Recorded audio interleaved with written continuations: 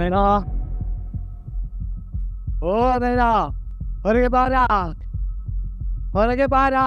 ಎಲ್ಲಿದ್ಯಾ? ಹೊರಗೆ ಬಾ. ಏನು ನಿಮ್ಮದು? ಬೊಬ್ಬೆ ಹಾಕ್ತಿದ್ದೀರಾ? ನಾನು ಇಲ್ಲಿದ್ದೇನಂತ ನಿಮ್ಗೆ ಗೊತ್ತಿಲ್ವಾ? ನಾನು ನಿನ್ನನ್ನು ಕರ್ದದಷ್ಟೇ, ನೀನು ಯಾಕೆ ಗೊಬ್ಬೆ ಹಾಕ್ತೀಯಾ? ದಿವಸ ಒಂದು ಕುಡ್ಕೊಂಡು ಬರ್ತಿದ್ದೀರಲ್ಲ, ಅಯ್ಯೋ ನಿಮ್ಮದೊಂದು ಜೀವನವೇ. ಯಾಕೆ ಇಷ್ಟೊಂದು ಕುಡ್ಕೊಂಡು ಬರ್ತಿದ್ದೀರಾ?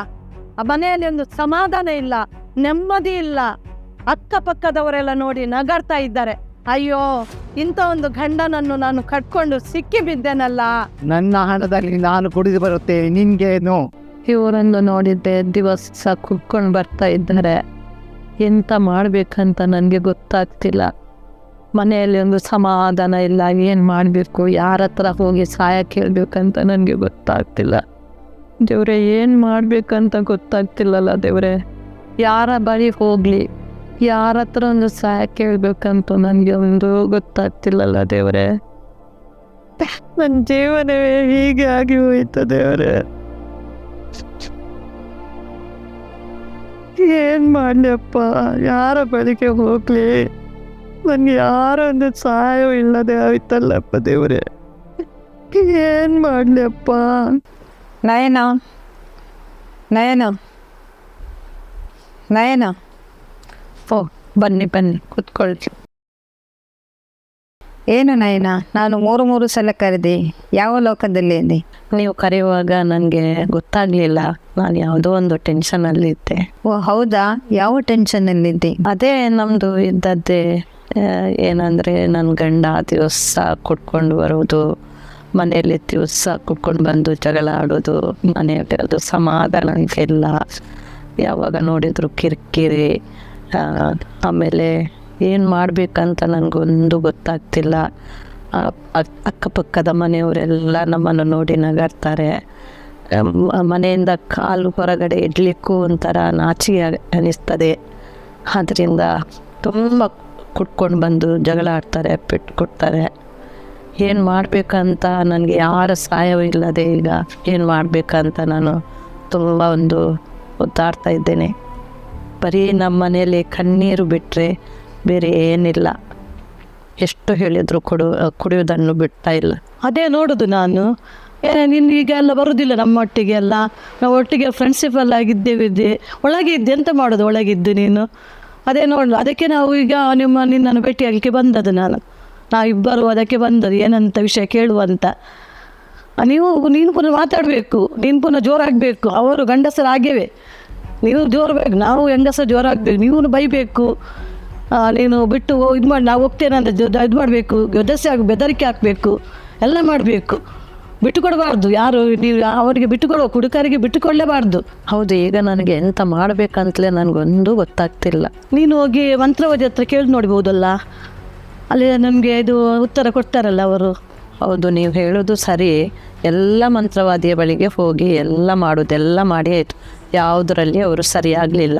ಹಾಗಾದರೆ ಎಂತಕ್ಕೆ ಅದು? ಗಂಡ ಬಿಟ್ಟು ಬಿಡು, ಡೈವರ್ಸ್ ಕೊಟ್ಟು ಬಿಡು, ಒಂಟಿಯಾಗಿ ಆರಾಮಾಗಿ ಇರ್ಬೋದು.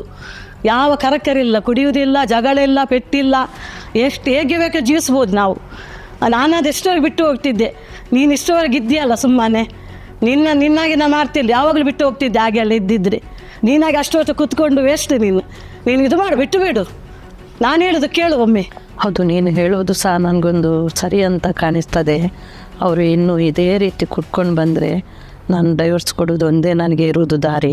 ನನಗೆ ಸಾಕಾಗಿ ಹೋಯಿತು ಜೀವನವೇ. ನೋಡು, ಹಾಗೆ ಮಾಡು, ನಾನು ಹೇಳಿದಾಗೆ ಮಾಡು. ಡೈವರ್ಸ್ ಕೊಟ್ಟು ಬಿಡು, ಬೇಡ ನಿನಗೆ. ನಾವು ಇನ್ನು ಹೊರಡ್ತೇವೆ, ನೀನು ಟೆನ್ಷನ್ ಮಾಡಬೇಡ, ನಾವು ಹೋಗ್ತೇವೆ, ಆಯಿತಾ?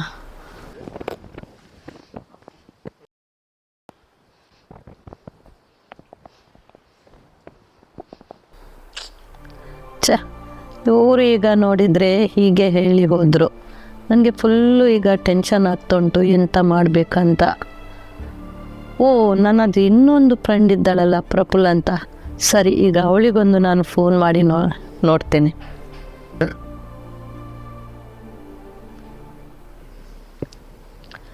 ಹಲೋ ಪ್ರಫುಲ್ಲ, ಹೇಗಿದ್ದೀಯಾ ನೀನು? ಹಾಂ ನಯನ, ನಾ ಸೌಖ್ಯ, ನೀ ಹೇಗಿದ್ದೀಯಾ?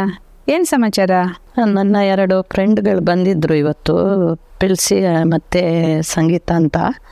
ಅವರು ಹೇಳ್ತಿದ್ದಾರೆ ನಿನ್ನ ಗಂಡ ನನ್ನ ಬಿಟ್ಟು ಬಿಡು, ಡೈವರ್ಸ್ ಕೊಡು ಅಂತ ಹೇಳ್ತಿದ್ದಾರೆ. ನನಗೀಗ ಏನು ಮಾಡಬೇಕಂತ ಗೊತ್ತಾಗ್ತಿಲ್ಲ. ಅದಕ್ಕೆ ನಾನೀಗ ನಿನ್ನ ಹತ್ರ ಒಂದು ಐಡಿಯಾ ಕೇಳುವಂತ ನಿನಗೆ ಫೋನ್ ಮಾಡ್ತಾ ಇದ್ದೀನಿ ಪ್ರಫುಲ್ಲ. ನೋಡ್ನ ಏನ ನೀನೀಗ ಸುಮ್ಮನೆ ಆತುರದಲ್ಲಿ ಎಂತ ನಿರ್ಧಾರ ತಗೊಳ್ಳಿಕ್ಕೆ ಹೋಗ್ಬೇಡ, ಗೊತ್ತಾಯ್ತಾ? ನೀ ಸಮಾಧಾನದಿಂದ ಇರು. ಅವ್ರು ಹೇಳ್ತಾರೆ ಇವ್ರು ಹೇಳ್ತಾರೆ ಅವ್ರದ್ದೆಲ್ಲ ಕೇಳಲಿಕ್ಕೆ ಹೋಗ್ಬೇಡ ನೀನು. ಅವ್ರು ಇವತ್ತು ಹೇಳ್ತಾರೆ ನಾಳೆ ನಮ್ಮ ಜೊತೆ ಇರ್ತಾರಾ? ಇಲ್ಲ ಅಲ್ವಾ? ಇಲ್ಲಿ ನೋಡು, ನನಗೊಬ್ರು ಗೊತ್ತಿದ್ದವರಿದ್ದಾರೆ. ಅವರು ಅಂದರೆ ಚರ್ಚಿಗೆಲ್ಲ ಹೋಗ್ತಾರೆ, ಅವ್ರು ತುಂಬ ಪ್ರೇಯರಲ್ಲಿದ್ದಾರೆ. ಅವ್ರ ಹತ್ರ ಒಮ್ಮೆ ಮಾತಾಡಿ ಮತ್ತೆ ಏನು ನಿರ್ಧಾರ ತಗೊಳ್ಬೇಕಂತ ನಾವು ನೋಡುವ, ಆಯಿತಾ? ಟೆನ್ಷನ್ ಎಲ್ಲ ಮಾಡ್ಕೊಳ್ಳಿಕ್ಕೆ ಹೋಗಬೇಡ. ನಾನು ನಿಮಗೆ ಸಿಗ್ಲಿಕ್ಕೆ ಬರ್ತೇನೆ, ಆಯಿತಾ? ಮತ್ತೆ ಮಾತಾಡುವ ನಾವು. ಸರಿ ಪ್ರಫುಲ್ಲ, ನೀನು ನಾಳೆ ಬರೋದು ಬೇಡ, ಈಗಲೇ ಒಂದು ಬಂದು ನನ್ನನ್ನು ಕರ್ಕೊಂಡು ಹೋಗು ಪ್ಲೀಸ್ ಪ್ರಫುಲ್ಲ. ನಾನು ರೆಡಿ ಇದ್ದೇನೆ, ಕರ್ಕೊಂಡು ಹೋಗ್ತೀಯಾ? ಸರಿ, ನಾನು ಫೋನ್ ಇರ್ತೇನೆ, ಆಯಿತಾ? ಯಾಕೆ ಇಷ್ಟು ಟೆನ್ಷನ್ ಮಾಡ್ಕೊಳ್ತಿದ್ದೀನಿ?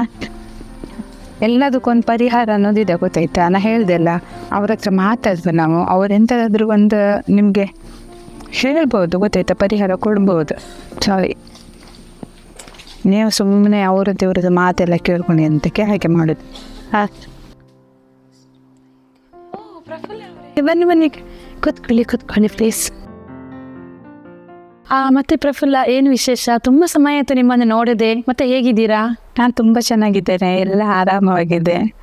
ನೋಡಿ, ಇವತ್ತು ನನ್ನ ಫ್ರೆಂಡ್ ನಯನ ಅಂತ, ಇವ್ರದ್ದು ಸ್ವಲ್ಪ ಪ್ರಾಬ್ಲಮ್ ಇದೆ. ಅಂದರೆ ಇವ್ಗಳ ತುಂಬ ಕುಡಿತಾರೆ, ಕುಡ್ಕೊಂಡು ಬಂದು ಇವರಿಗೆ ತುಂಬ ಹಿಂಸೆ ಕೊಡ್ತಾರೆ. ತುಂಬ ವರ್ಷದಿಂದ ಕುಡಿತಿದ್ದಾರೆ. ಹಾಗಾಗಿ ನಿನ್ನೆ ಇವಳು ನನಗೆ ಕಾಲ್ ಮಾಡಿದ್ಲು.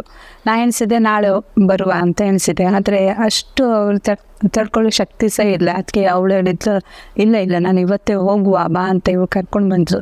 ತುಂಬ ಸಮಸ್ಯೆ ಇದೆ. ಏನೋ ಅವಳದ್ದು ಫ್ರೆಂಡ್ ಹೇಳಿದ್ರಂತೆ, ನೀನು ಗಂಡ ನನ್ನ ಬಿಡು, ಡೈವರ್ಸ್ ಕೊಡು, ಹಾಗೆ ಹೀಗೆಲ್ಲ ಹೇಳಿದ್ರಂತೆ.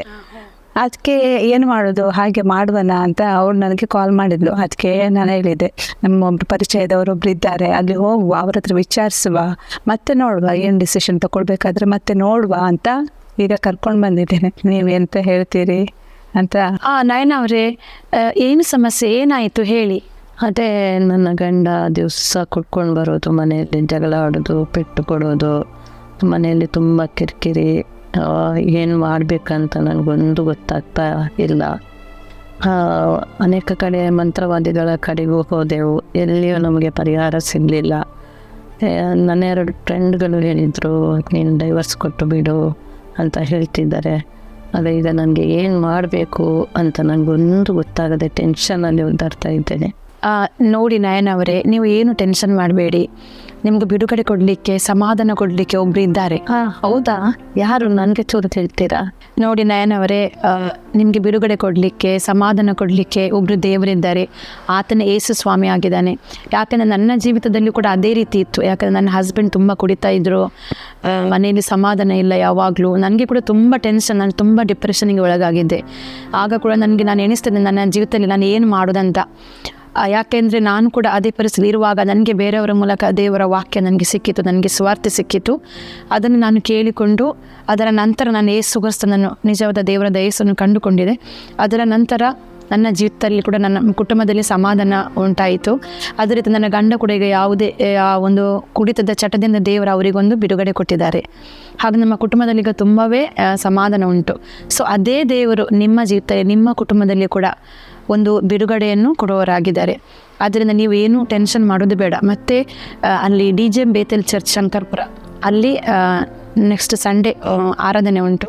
ನಾನು ನಿಮಗೆ ಅಲ್ಲಿ ತಗೊಂಡು ಹೋಗ್ತೇನೆ, ನೀವು ಅಲ್ಲಿ ಬನ್ನಿ. ಸರಿ ಅನಿತಾರವರೇ, ನಾಡ್ದು ಆದಿತ್ಯವಾರ ಪ್ರಫುಲ್ಲನೊಟ್ಟಿಗೆ DJ ಬೇತಲ್ ಚರ್ಚ್ಗೆ ನಾನು ಬರ್ತೇನೆ. ಸರಿ ನಯನವರೇ, ಹಾಗಾದರೆ ನೀವು ಸಂಡೇ ಬನ್ನಿ, ಸಂಡೇ ನಾವು ಸಿಗೋಣ. ಓಕೆ, ಸರಿ, ಓಕೆ.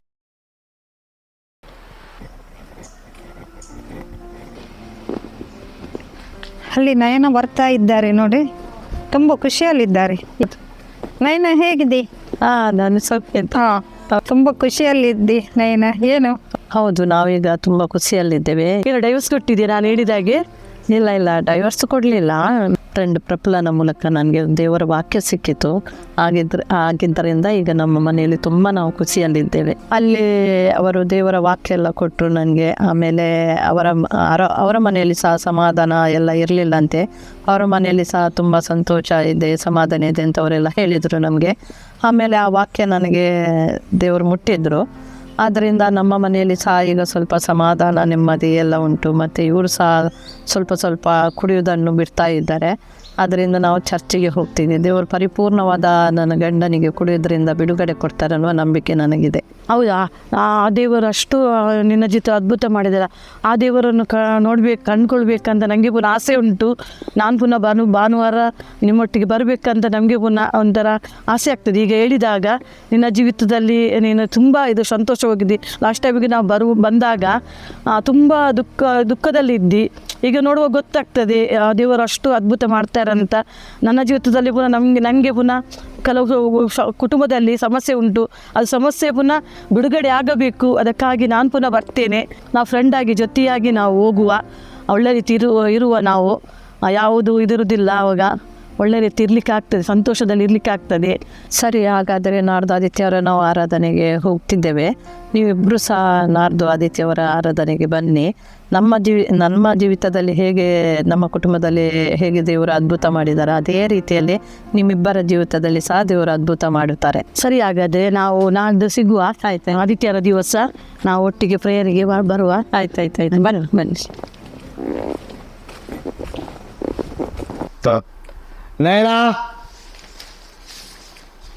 ನಯನ ಒಂದು ಲೋಟ ನೀರ್ತಾ. ಒಂದು ಲೋಟ ನೀರು ತರಲು ಎಷ್ಟು ಹೊತ್ತೆ?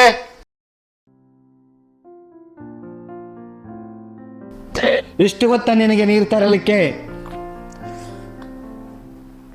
ಇಷ್ಟು ಬೈದ್ರು ಯಾಕೆ ನೀನು ಸುಮ್ಮನಿದ್ದೆ? ನಮ್ಮ ಜೀವಿತದಲ್ಲಿ ಇದೇ ರೀತಿ ಇರುವಾಗ ತುಂಬ ನಾನು ಟೆನ್ಷನಲ್ಲಿದ್ದೆ. ಆಗ ನನ್ನೊಂದು ಫ್ರೆಂಡ್ ಒಬ್ಬಳು, ಅವರ ಪರಿಚಯ ಇದ್ದವಳಿಗೆ ಕರ್ಕೊಂಡು ಹೋದ್ಲು ಅವಳು. ಅಲ್ಲಿ ಅವರ ಜೀವಿತದಲ್ಲಿ ಸಹ ಇದೇ ರೀತಿ ಇತ್ತಂತೆ.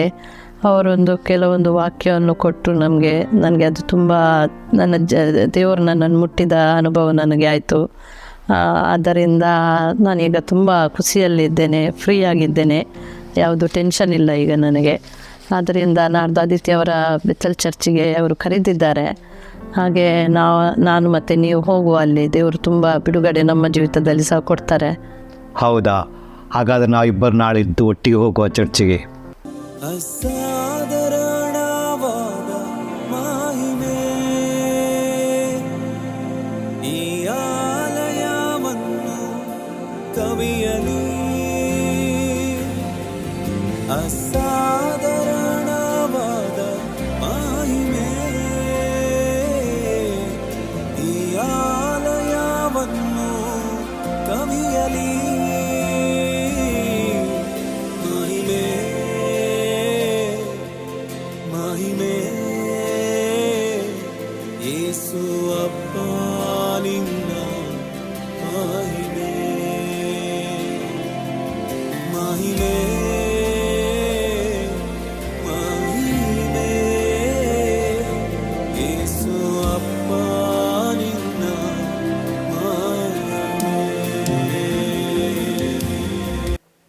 Praise the lord. ಪ್ರಿಯರೇ, ಈ ಸಮಯದಲ್ಲಿ ನೀವು ಈ ಒಂದು ಕಿರುಚಿತ್ರವನ್ನು ನೋಡಿದ್ದೀರಿ. ನಾನು ಎಣಿಸ್ತೇನೆ ಈ ಕಿರುಚಿತ್ರ ನೋಡಿ ನಿಮಗೆಲ್ಲ ಇದೊಂದು ಆಶೀರ್ವಾದವಾಗಿದೆ ಅಂತ ನಾನು ಎಣಿಸ್ತೇನೆ. ಅದೇ ರೀತಿ ನಾವು ಯೇಸು ಸ್ವಾಮಿ ಒಂದು ದೇವರ ವಾಕ್ಯದಲ್ಲಿ ಒಂದು ವಾಕ್ಯವನ್ನು ಹೇಳಿದ್ದಾರೆ. ಯೋಹಾನನು ಬರೆದ ಸ್ವಾರ್ಥೆಯಲ್ಲಿ 14ನೇ ಅಧ್ಯಾಯದಲ್ಲಿ 22ನೇ ವಾಕ್ಯ ಹೀಗೆ ಹೇಳ್ತದೆ: ಶಾಂತಿಯನ್ನು ನಿಮಗೆ ಬಿಟ್ಟು ಹೋಗುತ್ತೇನೆ, ನನ್ನಲ್ಲಿರುವಂಥ ಶಾಂತಿಯನ್ನು ನಿಮಗೆ ಕೊಡುತ್ತೇನೆ. ಲೋಕವು ಕೊಡುವ ರೀತಿಯಿಂದ ನಾನು ನಿಮಗೆ ಕೊಡುವುದಿಲ್ಲ. ನಿಮ್ಮ ಹೃದಯವು ಕಳವಳಗೊಳ್ಳದಿರಲಿ, ಹೆದರದಿರಲಿ. ಈ ಲೋಕವು ನಮಗೆ ಒಂದು ಸಮಾಧಾನ ಕೊಡುತ್ತದೆ, ಅದು ಕೇವಲ ಸ್ವಲ್ಪ ಸಮಯ ಮಾತ್ರ ಪ್ರಿಯರೇ. ಆದರೆ ನಮ್ಮ ಯೇಸು ಸ್ವಾಮಿ ಕೊಡುವ ಸಮಾಧಾನ ನಿತ್ಯ ನಿರಂತರವಾಗಿದೆ. ಅದು ಯಾವಾಗಲೂ ನಮಗೆ ಸಮಾಧಾನ, ಸಂತೋಷವನ್ನು ಯಾವಾಗಲೂ ಕೊಡುವಂಥದ್ದಾಗಿದೆ ಪ್ರಿಯರೇ. ಅದೇ ರೀತಿ ನಾವು ನೋಡ್ತೇವೆ, ಮತ್ತೊಂದು ವಾಕ್ಯದಲ್ಲಿ ಕೂಡ ನೋಡ್ತೇವೆ, ಅಪೊಸ್ತಲರ ಕೃತ್ಯ ವಾಕ್ಯದಲ್ಲಿ 4ನೇ ಅಧ್ಯಾಯದಲ್ಲಿ 12ನೇ ವಾಕ್ಯ ಹೀಗೆ ಹೇಳ್ತದೆ, ಆಕಾಶದ ಕೆಳಗೆ ಭೂಮಿಯ ಮೇಲೆ ಯೇಸುವಿನ ನಾಮವನ್ನು ಬಿಟ್ಟು ಬೇರೆ ಯಾವ ಹೆಸರಿಂದ ನಮಗೆ ರಕ್ಷಣೆ ಆಗುವುದಿಲ್ಲ ಅಂತ ನಾವು ದೇವರ ವಾಕ್ಯದಲ್ಲಿ ನೋಡ್ತೇವೆ ಪ್ರಿಯರೇ. ಅದೇ ರೀತಿ ನೀವು ಕೂಡ ಈ ಸಂದರ್ಭದಲ್ಲಿ ಯಾರೆಲ್ಲ ನೋಡ್ತಾ ಇದ್ದೀರೋ, ನಿಮ್ಮ ಕುಟುಂಬಗಳಲ್ಲಿ ಇರ್ಬೋದು, ಅನೇಕ ಸಮಸ್ಯೆಗಳು ಒಂದು ಬಿಡುಗಡೆ ಇಲ್ಲದೆ ನಮಗೆ ಈ ಒಂದು ಕಷ್ಟದಿಂದ ಯಾರು ಬಿಡುಗಡೆ ಕೊಡ್ತಾರೆ ಅಂತ ನೀವು ಒಂದು ಎಣಿಸ್ತಾ ಇರಬಹುದು ಪ್ರಿಯರೇ. ಆದರೆ ನಾನು ಈ ಸಂದರ್ಭದಲ್ಲಿ ನಿಮಗೆ ಹೇಳುವುದೇನೆಂದರೆ, ನಿಮಗೆ ಬಿಡುಗಡೆ ಕೊಡುವ, ಸಮಾಧಾನ ಕೊಡುವ, ಸಂತೋಷ ಕೊಡುವ, ಒಂದು ರಕ್ಷಣೆಯನ್ನು ಕೊಡುವ, ಆ ನಿತ್ಯ ಜೀವ, ಆ ಪರಲೋಕವನ್ನು ಕೊಡುವ ದೇವರು ಕೇವಲ ಯೇಸು ಸ್ವಾಮಿ ಮಾತ್ರ ಆಗಿದ್ದಾರೆ ಪ್ರಿಯರೇ.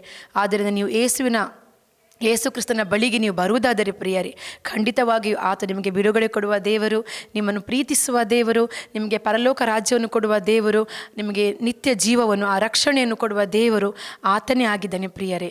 ಈ ಒಂದು ಕಿರುಚಿತ್ರದ ಮೂಲಕ ಯೇಸುವಿನ ನಾಮಕ್ಕೆ ಮಾತ್ರ ಮಹಿಮೆ ಉಂಟಾಗಲಿ. ಎಲ್ಲರಿಗೂ ಪ್ರೈಸ್ ದ ಲಾರ್ಡ್. ವಂದನೆಗಳು.